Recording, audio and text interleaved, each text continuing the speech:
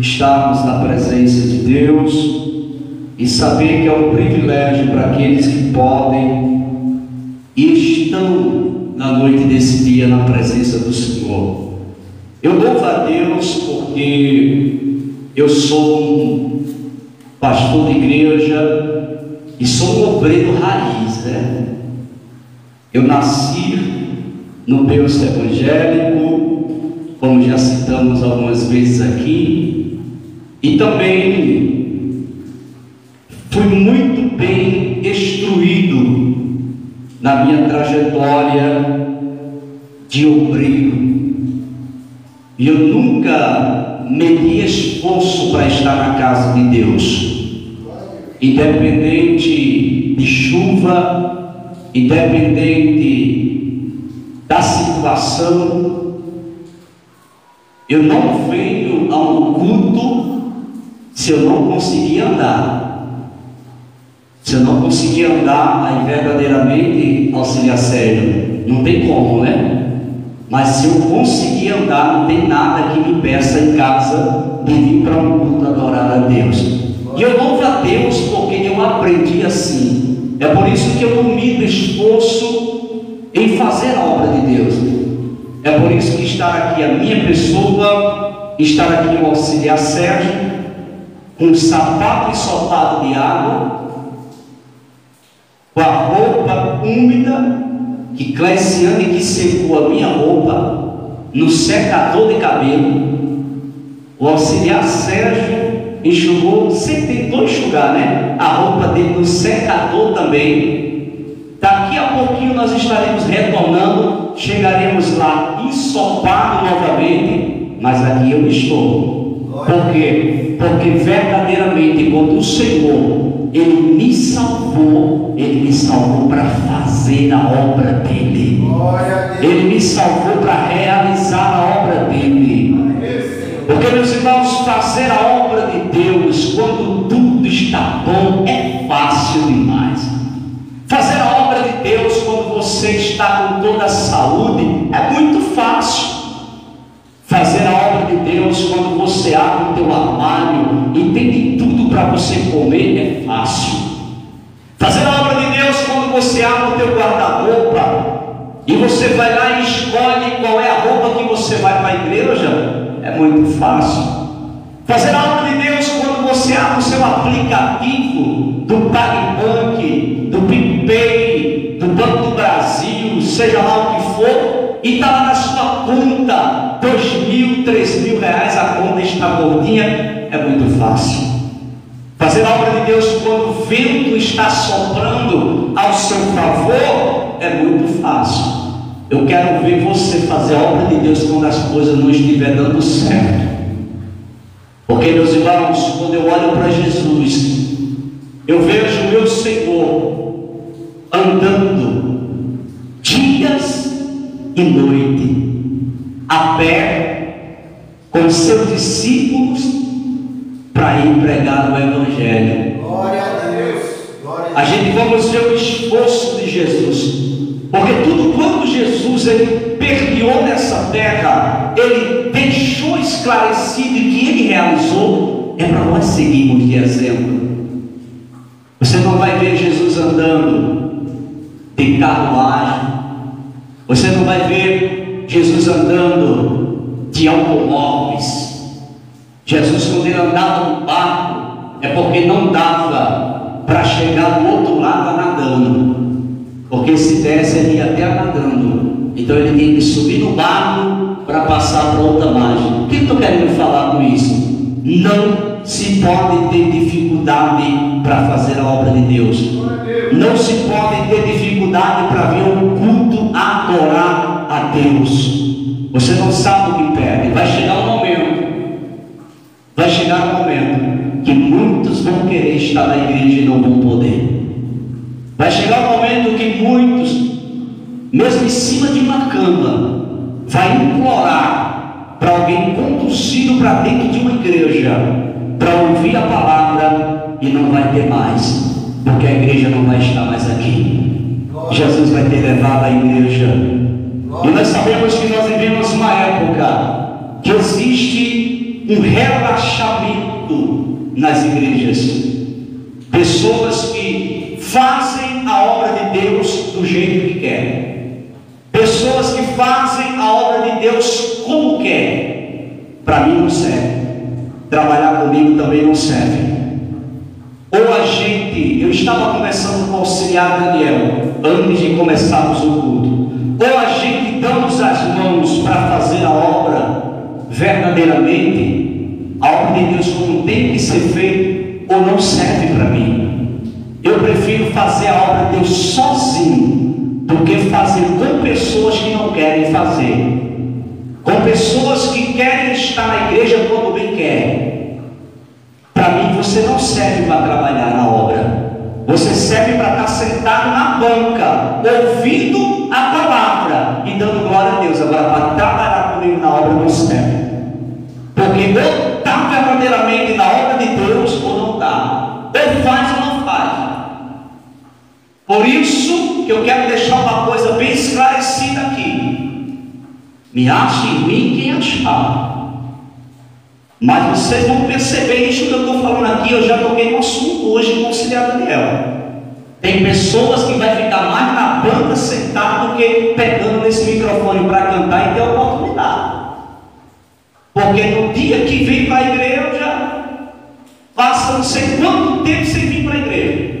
Aí no dia que vem para a igreja, o dirigente daquele culto dá o microfone para cantar ou dar uma palavra. Não é permitido. Não se dá a oportunidade a quem não tem frequência na igreja. Isso eu me refiro, não é quem está trabalhando não, tá, irmão? Não me refiro a quem está trabalhando fora, não. Eu me refiro daqueles que podem estar no culto, mesmo trabalhando, mas dá para vir para a igreja e ficam em casa. Deixa na banca sentada. Está aqui nos acompanhando nesse momento o nosso querido irmão Carlos. Está lá em Alagoas, mas sente saudade de estar aqui na igreja. Enquanto muitos que poderiam estar aqui estão em casa. Não me estranhe daqui para frente. Não serão todas as pessoas que vão pegar esse microfone mais. Eu não estou nem preocupado com isso. Se for preciso, eu prego todo dia. Dirijo o culto todo dia, como foi no início. Em lugares aonde eu já passei, que eu orava, eu pregava, eu fazia um momento ofertório, eu cantava para tirar os hinos de oferta, depois eu dava oportunidade para mim mesmo, eu pregava, depois eu fazia a oração final, depois tudo eu fazia. Para mim não tem diferença, porque eu não sou uma pessoa que faz a obra de Deus na hora que bem quer. Porque essas pessoas que fazem a obra de Deus na hora que bem quer, para mim não serve. Escute isso, para mim não serve. Você serve para cultuar, sentar na banca. Agora, para fazer a obra de Deus, para mim não serve. Então não me estranhe daqui para frente, porque comigo vai ser assim. Glória a Deus. Se gostou, coma muito. Se não gostou, coma pouco. E se não gostou e não quer comer pouco e não quer comer muito, faça o que você quiser. Mas aqui é dessa forma. Segura aí, porque é de graça. Deixa eu ler uma palavra de Deus rapidinho para os meus irmãos. 1 Timóteos capítulo de número 1. 1 Timóteos capítulo 1, versículo 11. E outra coisa, daqui para frente, quem for dirigir culto aqui, que eu escalar para dirigir culto aqui, vai receber um papelzinho anotado de quem tem que ter oportunidade e quem não vai ter naquele culto. Se der oportunidade a quem não está no papelzinho escrito, vai ficar na banca sentado. Porque muitas das vezes a gente coloca pessoas para dirigir culto aqui, as pessoas não sabem a frequência do povo. Aí dá oportunidade a pessoas que vêm uma vez perdida na semana para a igreja. Não pode. Então vai ser dessa forma, vai seguir e tudo organizado como e orientar a luz da palavra de Deus na direção de Deus. Glória a Deus. Obrigado, varão. O Senhor deu glória a Deus. Isso é importante. Glória a Deus. Porque hoje até para dar glória na igreja, o bom soldado quando diz assim: olha a chave, olha o carro, olha o avião, o passaporte que está sendo assinado, a tua bênção está vindo, o milagre vai acontecer. O povo. 1 Timóteo capítulo 1, versículo 11. Conforme o evangelho da glória de Deus, bem-aventurado que me foi confiado, e dou graças ao que me tem confortado, a Cristo Jesus, Senhor nosso, porque me teve por fiel, pondo-me no ministério. Glória a Deus. 1 Timóteo capítulo 1, versículo 11 e 12. Quem é este aqui que está falando? Este que está falando é o apóstolo Paulo. E quem foi Paulo? Paulo foi um perseguidor do cristianismo. Paulo foi um perseguidor do evangelho. Paulo, no capítulo 9 de Atos dos Apóstolos, ele pede cartas, permissão para se encontrasse alguém da qual ele tratava de seita, o matasse, o exterminasse. E quando Paulo está a caminho no capítulo 9 de Atos dos Apóstolos, um resplendor de glória o cerca, ele cai em terra. O texto diz assim: ele cai em terra. Eu não encontro cavalo aqui, eu não sei aonde que os pregadores encontram cavalo nesse texto, mas o texto você não vai encontrar em Atos dos Apóstolos Saulo de Tarso caindo de cavalo. Quando você encontrar o cavalo dele, você me avise, porque eu não encontrei até hoje o cavalo de Saulo de Tarso. Mas a Bíblia diz que ele cai em terra. Aí tem algumas pessoas que falam: não, mas Saulo, ele era um homem importante. Era um homem importante, mas a Bíblia não mostra o cavalo. Quando é que eu vou mudar cavalo? Não tem cavalo. Se a Bíblia não mostra que tem cavalo aqui, eu não posso dizer que ele caiu de um cavalo. A Bíblia não mostra cavalo. A Bíblia fala que ele caiu em terra. Ele caiu em terra.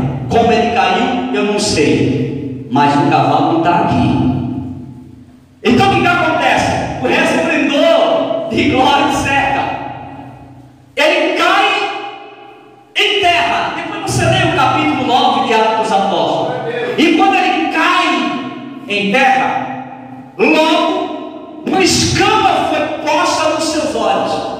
Porque olha por onde Deus vai começar a trabalhar na vida de Saulo, mais conhecido. O que acontece? Começa a trabalhar primeiro nos seus olhos, mostrando para Saulo que ele agora não vai ver o que ele quer ver. Ele não vai colocar diante dos seus olhos aquilo que ele quer colocar. Por isso que a própria Bíblia diz assim: não coloquei coisas más diante dos vossos olhos. Deus começa a trabalhar logo nos olhos dele. Qual o sentido de Deus o cegar? Trabalhando nos seus olhos.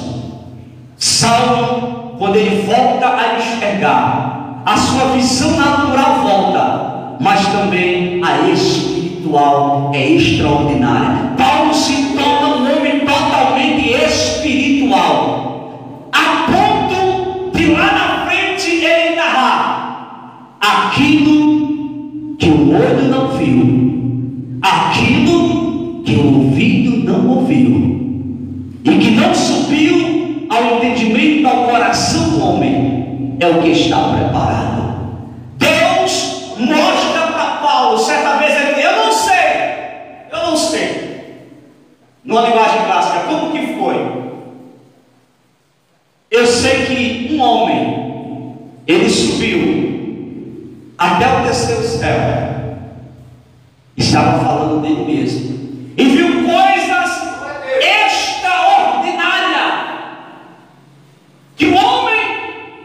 Nunca viu. Paulo estava dizendo que nem João, o evangelista João, viu o que ele viu nessa revelação. Não é por acaso que Deus ele tratou com o olhar de Paulo, mas conhecido antes como Saulo de Tarso. Porque dentro das páginas dos originais, Saulo, dá atenção, traz a entender um perseguidor. Paulo, dentro das páginas dos originais, traz a tradução de Saul. Saul e Saulo de Tarso é o mesmo nome. Quando você lê o nome Saul, ou você lê o nome Saulo de Tarso, ou Paulo de Tarso, é a mesma coisa. Dentro dos originais é a mesma coisa. Mas se você for para a Bíblia, você vai encontrar em personagens distintos. Saul, aquele que foi perseguidor de Davi, aquele que não obedeceu a Deus, aquele que no final tirou a sua própria vida. Saulo, aquele que foi perseguidor da igreja. Então, grave isso. Paulo ou Saul é o mesmo nome. Tá certo? Grave isso na sua mente para você não esquecer.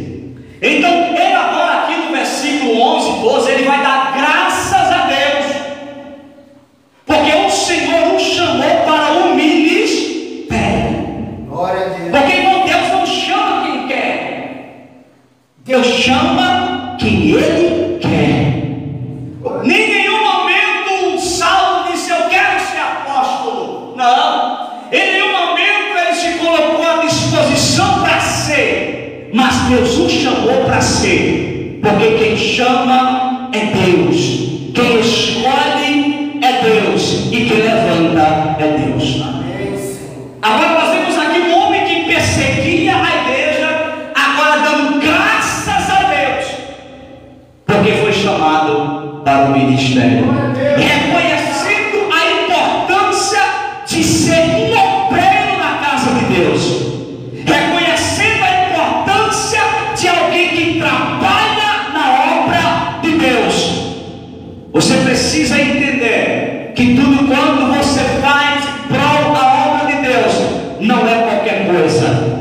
Seja o que você fizer na obra de Deus, você está fazendo a obra de Deus. Você tira um pó da cadeira, você está fazendo a obra de Deus. Você carrega um botijão de água, você está fazendo a obra de Deus. Você passa um pano na igreja, você está fazendo a obra de Deus.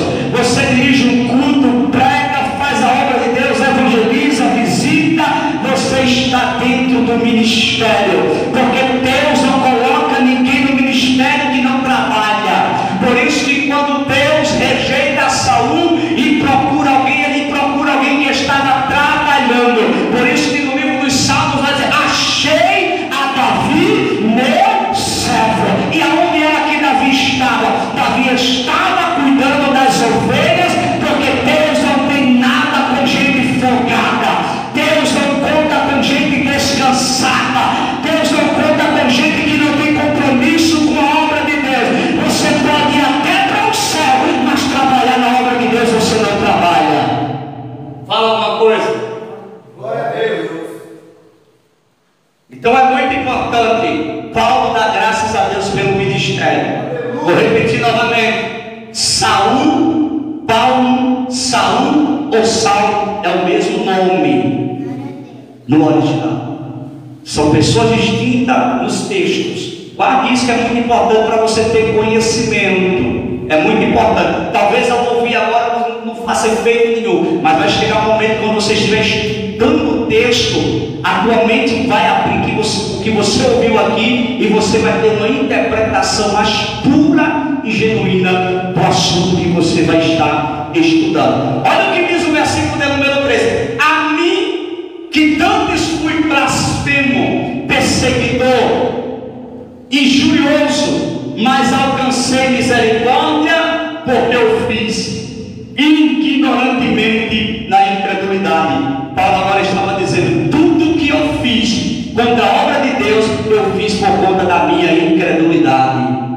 E nós não estamos falando de uma pessoa qualquer, nós estamos falando de alguém que conhecia o que eram os super caminhos, nós estamos falando de alguém que conhecia o que era a Torá, nós estamos falando de alguém que conhecia a cultura judaica, nós estamos falando de alguém que preservava a lei. Saulo de Tarso era o guardador da lei, e ele vai dizer no versículo 13, vou ler novamente para você: a mim que dantes fui blasfemo, perseguidor e injurioso, mas alcancei misericórdia, porque eu fiz ignorantemente na incredulidade.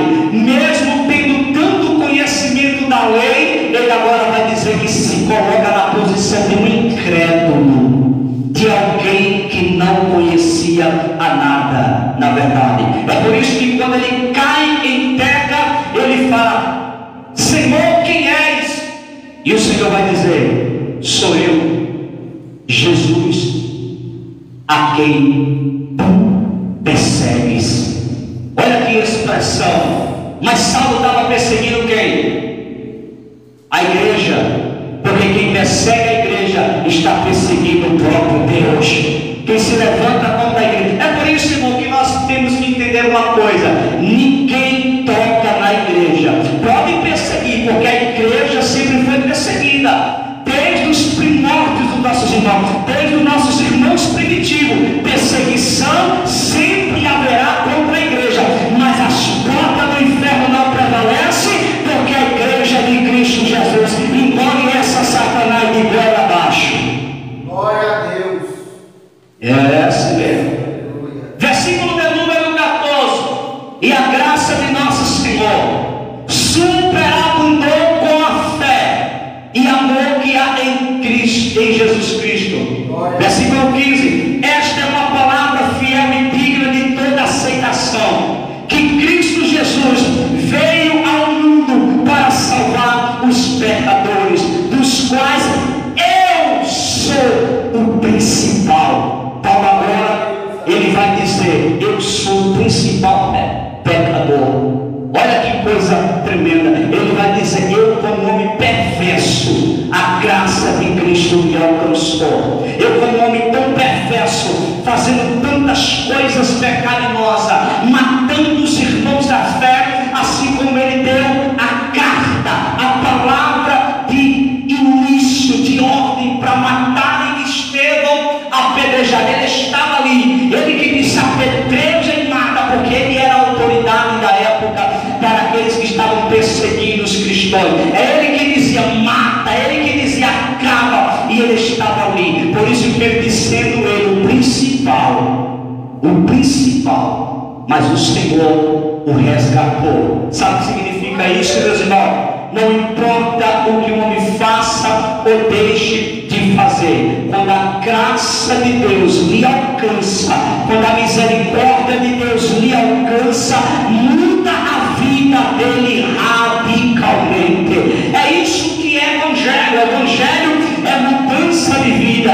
E o homem agora, que era perseguidor, agora, meus irmãos, vai ser perseguido. Por quê? Porque evangelho é isso. Evangelho não é tapinha nas costas. Evangelho não é elogiozinho. Evangelho não é cafonezinho na cabeça. Evangelho não é melzinho. Evangelho não, meu filho. Evangelho é sofrimento. Evangelho é perseguição. Evangelho é sofrer por amor à obra de Deus. Sabe por quê? Porque o que está preparado lá no céu não se compara com o que nós passamos aqui. Ou você acha que Deus vai te dar uma vidinha de mel silvestre aqui? Ou você acha que Deus vai te dar uma vidinha fácil aqui? Se lá no céu já tem tudo de bom para você. Aqui tem que sofrer, filho. Aqui tem que passar dificuldade. Porém, mesmo aqui, as mãos de Deus vai estar sobre nós e nós seremos mais do que vencedores. Quem diz amém? Então não esqueça essa verdade. O Evangelho de Cristo é salvação para todo aquele que crê. Não importa a vida do ser humano, Jesus salva, Jesus liberta e Jesus muda a sua vida. Aprenda isso, você que está me assistindo aí. Aprenda isso, cada um dos meus irmãos. Nós não somos melhor do que ninguém, é graça. A graça de Deus que nos alcançou e que teve misericórdia de nós, assim como teve de Paulo. Deixa eu dizer uma coisa, deixa eu corrigir uma verdade aqui para encerrar agora. Querido, aprenda, porque tem pessoas que eu já vi pregar dizendo assim, que Deus mudou o nome de Paulo, de Tarso passou para Paulo. Não, irmão, não mudou nada, porque existia uma localidade que Saulo estava, que a pronúncia do nome dele era Saulo, e já tinha lugares que ele estava que a pronúncia do nome dele era Paulo, mas é a mesma coisa. Saulo, Paulo, não tem diferença. Saulo, Paulo, Saul são os mesmos nomes, não tem diferença nenhuma. É a mesma coisa. Manda uma pessoa que está lá no outro país, que fala a linguagem de inglês, falar teu nome, para ver se vai falar o nome Clenciane. Não vai. Então está dentro dessa cultura, dentro dessa mesma coisa. Agora, existe um personagem bíblico que Deus mudou o seu nome, que foi Jacó. Jacó sim foi mudado. De Jacó, Deus o chamou de Israel. Aprenda. É importante aprender. Fique de pé, vamos orar, vamos agradecer a Deus. Deus abençoe aos nossos queridos irmãos. Deixa eu mandar aqui um alô para o Everton. Deixa eu abençoe o Everton. Está aí assistindo, Simão Carlos, os irmãos que estão aí. Deus abençoe. Querido e eterno Deus, te louvamos, te agradecemos, Senhor, pela tua graça, pela tua palavra. Aplica no coração dos teus filhos, continue abençoando a todos de forma especial. Pedimos a tua graça, a tua misericórdia. Leva-nos em paz e segurança, hoje e sempre. Amém e amém. Que a graça do nosso Senhor e Salvador Jesus Cristo, o amor de Deus, a comunhão e a consolação do Espírito Santo seja com cada um de nós aqui sempre. A igreja diz: amanhã estaremos aqui novamente às 19 horas. Culto amanhã de pregação. Estaremos aqui junto com os irmãos, chovendo ou fazendo sol. Eu sei que sol não vai fazer à noite, né? Mas eu já estou falando para você que fica achando desculpa aí para vir para o culto. Venha da forma que tiver. Deus abençoe.